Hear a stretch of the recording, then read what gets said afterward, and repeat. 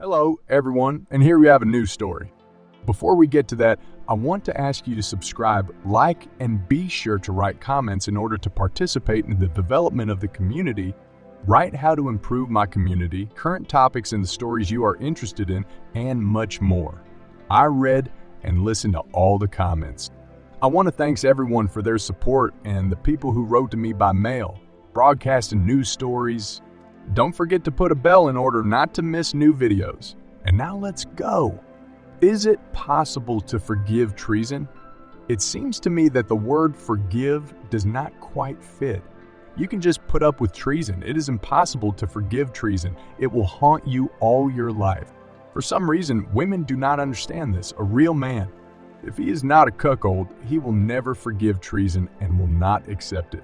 Living with a woman who cheated on him is equivalent to smoking cigarette butts.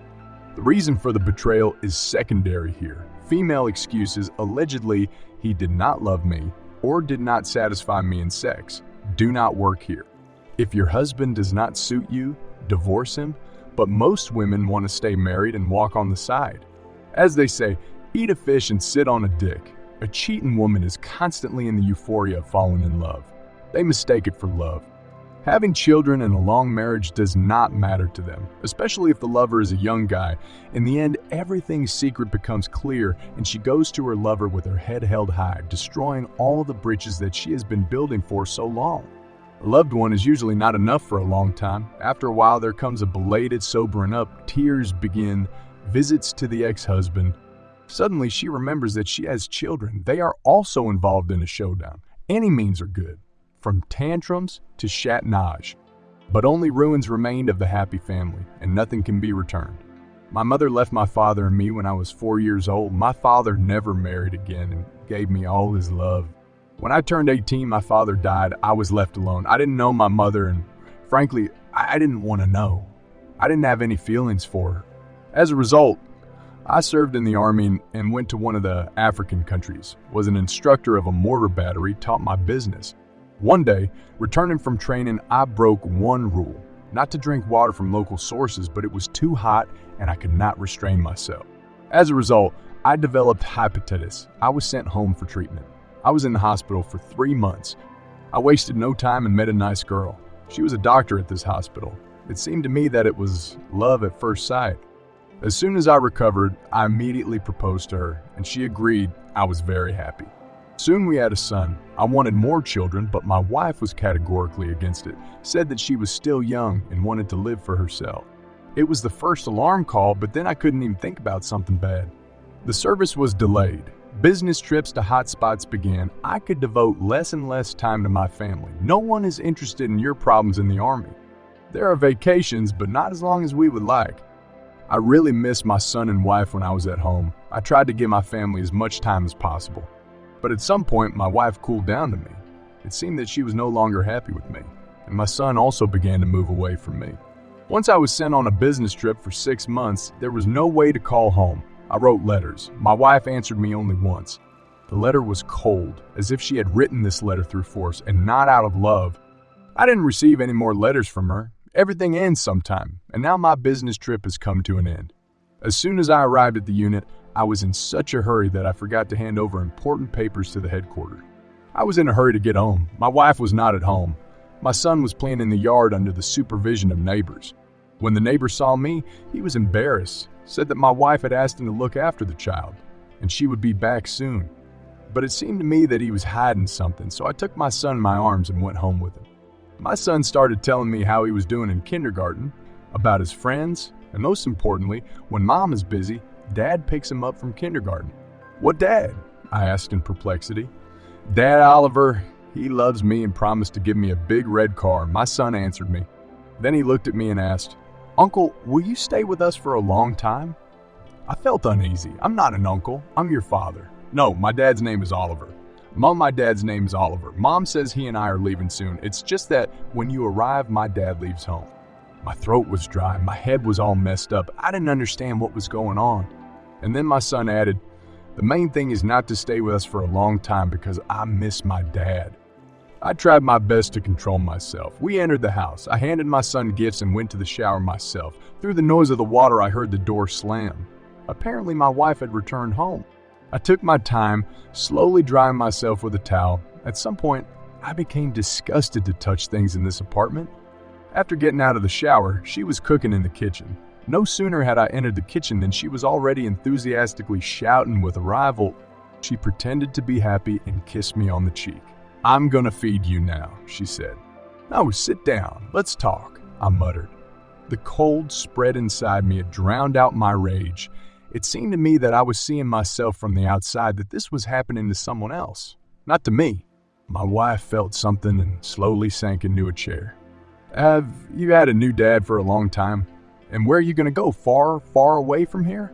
I asked this question. She couldn't look me in the face, lowered her head and asked quietly, "How did you know?" I tried to smile, but it didn't work out. My lips seemed frozen to my teeth. I calmly replied that it didn't matter anymore. "Tell me, how long have you had this love?" "Almost a year," she replied very quietly. "I do not know how it happened. I wanted to leave him, but I could not. With him, I felt like a woman, a beloved woman. You are never at home," she screamed.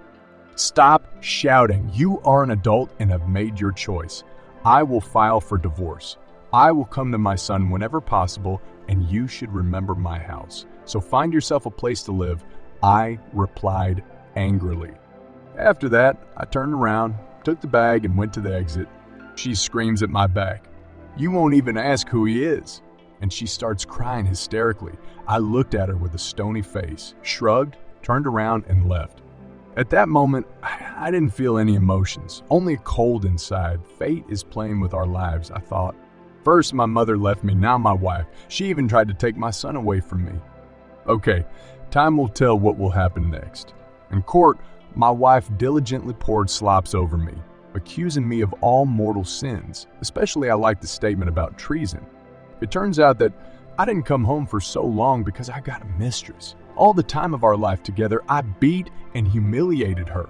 At that moment, I was looking at my wife from the culprit of the divorce. She was turning into a victim of violence. To be honest, I didn't even object and didn't argue.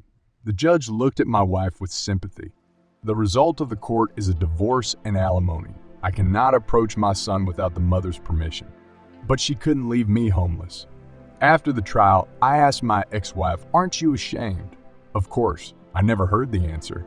She wouldn't let me near our son. I watched him from afar, and I also saw Oliver's new dad. He was a young whip. It was written on his face that this love is not for long. God, women, where are your eyes and brains? It was hard to see the sympathetic looks of my colleagues. A month passed. My ex-wife appeared on the threshold of my house. Her determination and impudence noticeably became less. "Can I come through?" she asked. "Come in a word," I answered. I didn't want to waste my strength and emotions on communicating with this woman. "Your son will soon have nowhere to live," she muttered. I sat in silence, waiting for her to tell me next. And then she started saying that you have an apartment in another city, sell it and help your child. I smiled and said, "I'm sorry, dear. You knew what you were going for. The apartment will be useful to me for now." "What a scoundrel you are," she exclaimed, renouncing her own son. "Oliver was right." At that moment, I jumped up and said, "Get out of my house. You have 10 seconds and don't catch my eye anymore." She grabbed her bag and ran out of the house. 2 more weeks passed. I was returning from work and saw my wife and son on watch. I approached them, but before I could say a word, she spoke, interrupting me. "Can't you look after your son? Oliver and I will leave for another city. As soon as we settle in a new place, I will immediately pick him up." "That the child has become a burden for the new father?" asked and hugged her son. She didn't say anything. A month later, I was transferred to a unit closer to home. Life went on.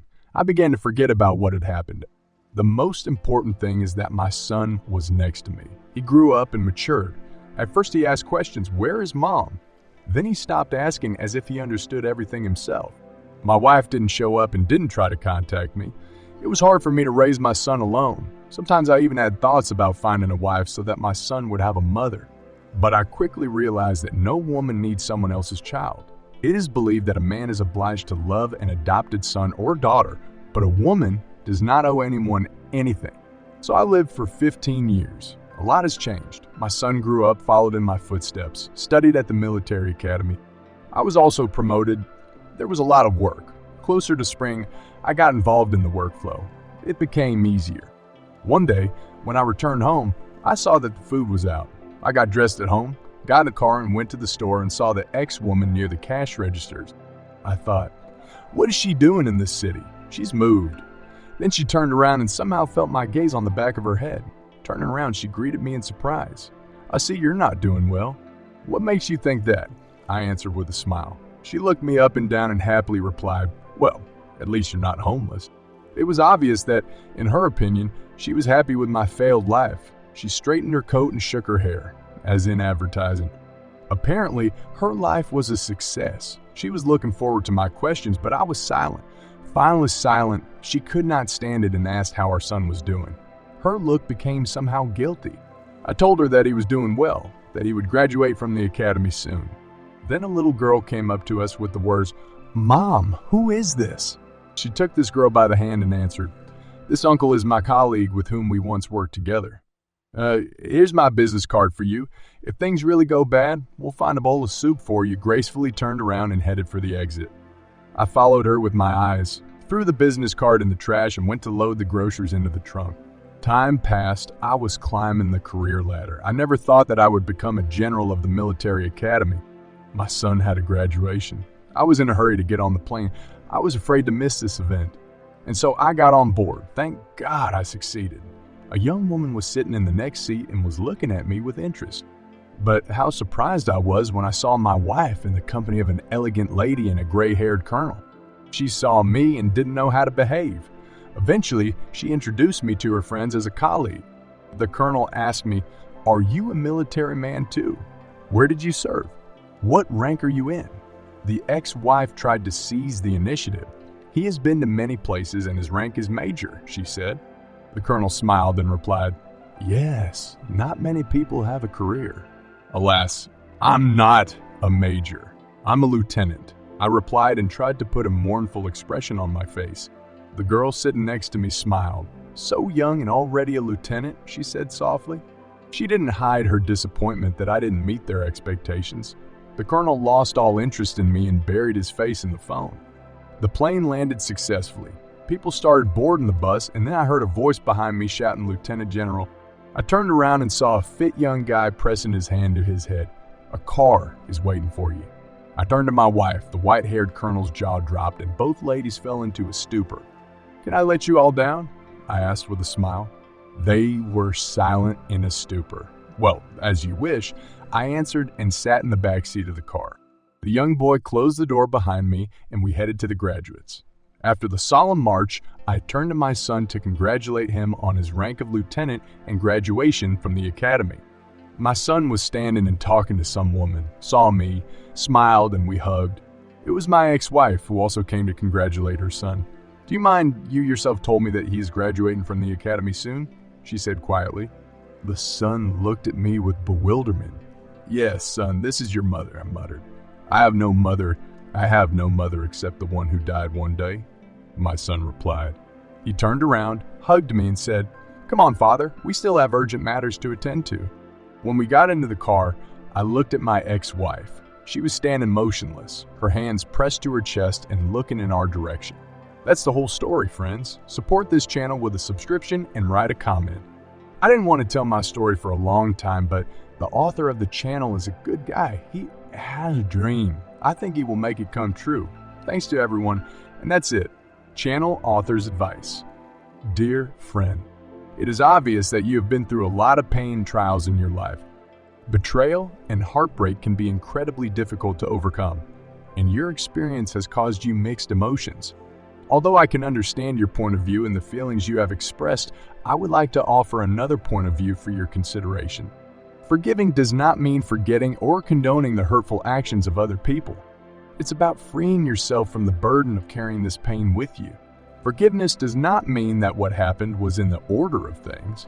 It means that you choose to get rid of the negativity and resentment that can put pressure on you. It's clear that your past experiences have made you wary of relationships, especially when trust has been broken. However, it is important to remember that not all people are the same, and not all women or men correspond to the stereotypes you describe. Each person is unique, and his actions should not be generalized to the whole gender. Your relationship with your son is priceless, and it is gratifying to hear that you have maintained this connection despite the difficulties. Although it is normal to be cautious, it is also worth considering that openness to new opportunities does not mean abandoning the lessons learned. Healing and growth are possible even after the deepest wounds. Ultimately, the path you choose is up to you. If you find peace in your current worldview, it really is. But if you ever feel like you're ready to let go of the past and tap into the potential of happiness and connection, know that it's never too late. I am sincerely glad for you reading your story. Tears roll down my cheeks. Your son is a great fellow. I wish him happiness and prosperity. Friends, what do you say about this? If you like this story, write your comment. Friends, I have a dream that my channel has gained 100,000 subscribers. I know that I'm still far away, but I believe in it. If you have watched to the end, I want to say thank you very much. I love you all. Thank you for joining me on this exciting journey of love, betrayal, and redemption. I appreciate your support and encourage you to subscribe, like, and share this story. Your participation and feedback are invaluable for shaping our content and promoting mutual understanding and community growth. Until we meet again.